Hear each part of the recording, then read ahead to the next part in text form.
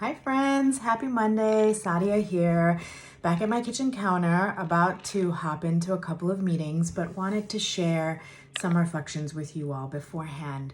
So I was having a really interesting, very casual, just like by the by conversation with one of my son's friends' moms before the weekend.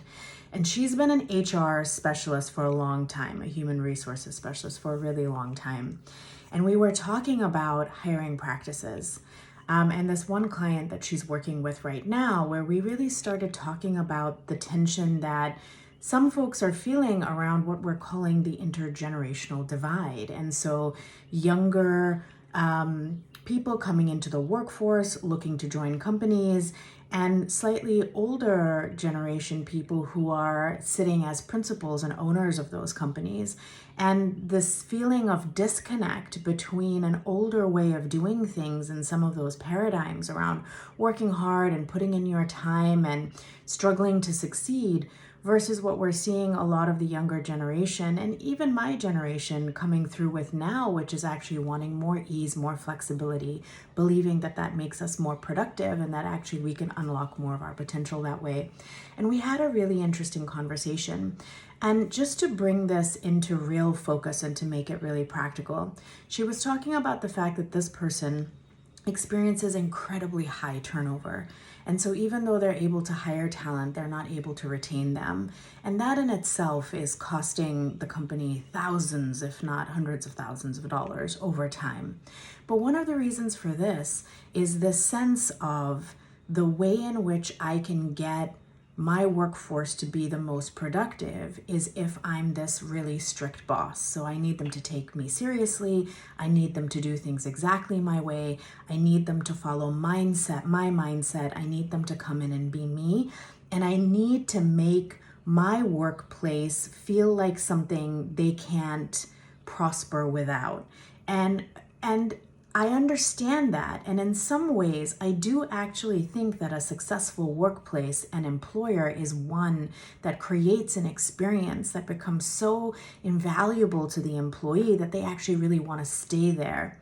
But unfortunately, that's not exactly what was happening in this situation. In this situation, you were seeing an employer who was actually using some of the vulnerabilities that they were learning about the candidates during the process in order to sort of like rope them in and then put them in a situation where they would feel obligated or stay based on fear of what happens to my health if I lose my employer paid benefits, fear of what would I do if I didn't get a good reference here, fear of, what if I don't get that pay raise or that promotion? And we see that a lot. Fear-based tactics are rampant in so many workplaces, not just here in the US, but in many parts of the world. And I really want to send out a message this Monday morning to say that that's just not the way it needs to be. The truth is that when we're operating from fear, whether it's as an employer or as an employee, you're really constricting your potential and your energy. You're actually, if you feel, even just feel how fear feels in your body, right? You're going to go inwards. You're going to try to protect yourself. You're actually going to be guarded and shut down. And that is the opposite of optimization and productivity. It's actually the opposite of being in your fullest potential. Your fullest potential feels like a flower coming out into bloom. You feel like you're open, you're welcoming, you're engaged, you're safe, you're exploring, you're curious, you're reaching. And that's really the experience that you want your workforce to have in your company. You want them to feel like they're safe to explore new ideas. You want them to feel confident to actually express and try new things. You want them to feel like they can bring all the different dimensions of their fullest self into the workplace. You want that. You want the opening up. And there's a certain set of conditions that you can create in your workplace that will actually bring that result about, not just from one, but from every single individual who works with you, and then collectively bringing that together in teams and seeing your impact just skyrocket. And we have that formula, both through our 7 essential building blocks for thriving workplaces and also through our Thriving Workplaces self-guided training curriculum. And I really do recommend a lot of companies really start thinking about this.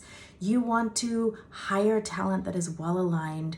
You want them to experience your values and practice, and you want them to stay with you and give you and your company and your vision their fullest potential. There is a way to do that, and we don't have to keep operating through fear-based modalities.